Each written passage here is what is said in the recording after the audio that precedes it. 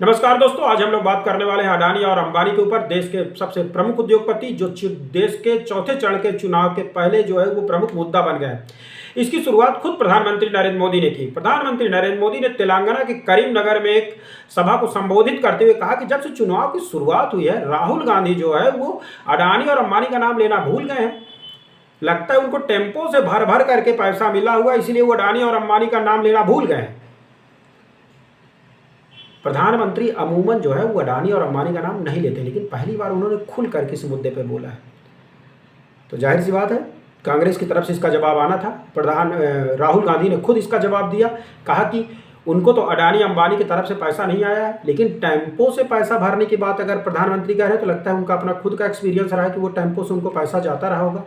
अब वो मैं प्रधानमंत्री जी को चुनौती देता हूं कि वो इनकम टैक्स ईडी सीबीआई से जांच करवा लें। मोदी जी को डरने की जरूरत नहीं है। आजकल राहुल गांधी आप जानते ही हैं कि बहुत आक्रामक अंदाज में रह रहे हैं। उन्होंने इसके साथ ही कहा कि जब से 3 अप्रैल को उन्होंने अपना चुनाव प्रचार शुरू किया है, तब से उन्होंने अडानी का जो है वो 103 बार नाम लिया और अंबानी का 30 बार नाम लिया है। अब यहाँ पे सवाल उठता है कि प्रधानमंत्री नरेंद्र मोदी को अडानी अंबानी से कांग्रेस लगातार जोड़ती चली आ रही है। अडानी अंबानी का नाम लगातार कांग्रेस के लेने के पीछे की वजह क्या है? तो इसके पीछे का मुख्य कारण है वोट बैंक की राजनीति।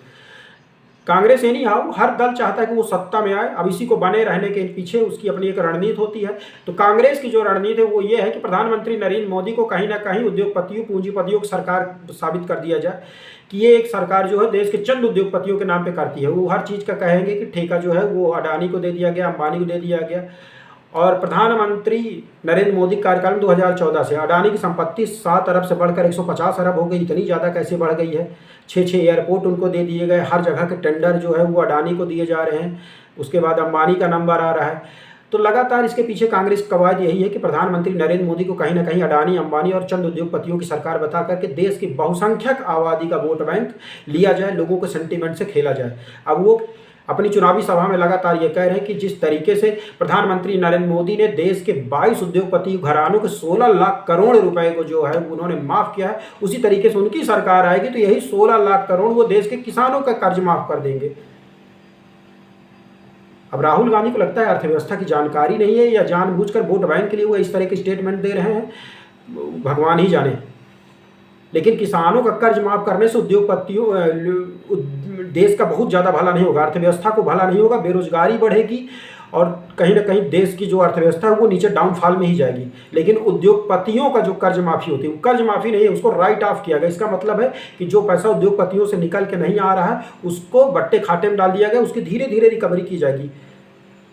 तो 15,46,000 करोड़ रुपया में से जो है वो 2 लाख करोड़ की रिकवरी हो भी गई है।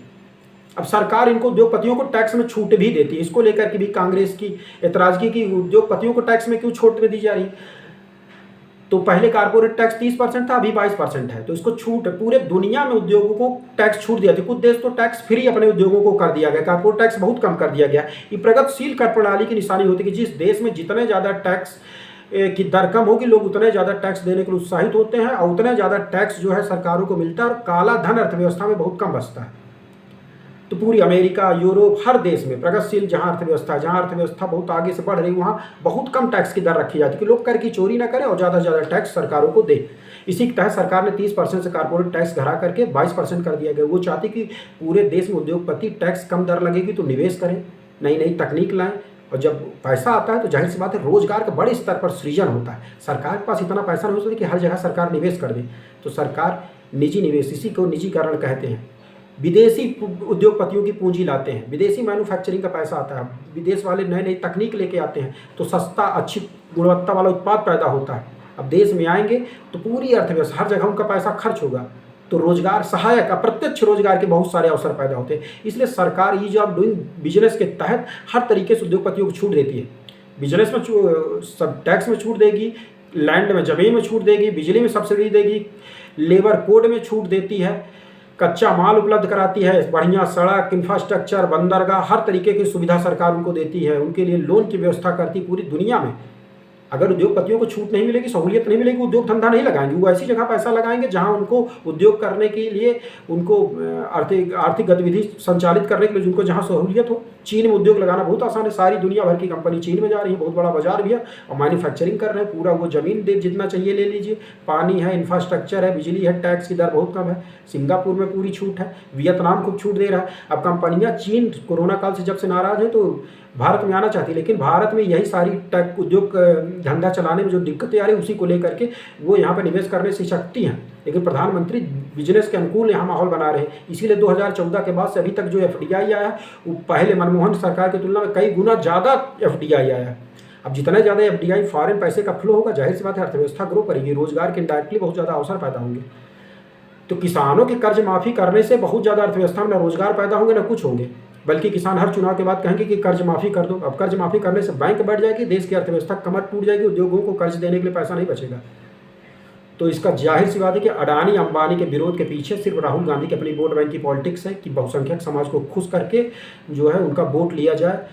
अब उनको ये इस चीज़ से अर्थव्यवस्था कितना नुकसान होगा, भविष्य में अर्थव्यवस्था देश की चौपट हो जाएगी, बेरोजगारी होगी, भुक्तभोगी देश के लोग ही होंगे। ये तो साहजादे हैं ही हैं, इनके ऊपर तो कोई सेहत का असर नहीं पड़ेगा। तो कमेंट के माध्यम से आप भी अपनी राय रख सकते हैं। चैनल को सब्सक्राइब कर दीजिए, लाइक कर दीजिए। बहुत बहुत धन्यवाद।